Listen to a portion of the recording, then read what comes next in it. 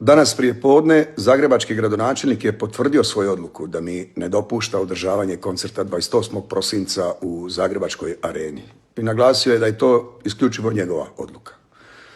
Ta njegova odluka bez ikakvog razumnog, pravno utemeljenog objašnjenja je u maniri šerifa sa divljeg zapada. Zapravo ovdje se radi o napadu na pravni poredak Republike Hrvatske od strane gradonačelnika Zagreba jer ne poštuje odluke hrvatskih sudova.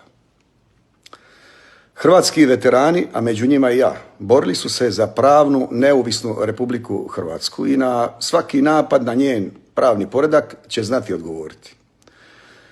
Još jednom gradonačelnika Zagreba pozivam na razum, smirivanje tenzija i poštivanje pravnog poretka Republike Hrvatske. U protivnom ćemo povući puno radikalnije poteze koji mu se neće svidjeti.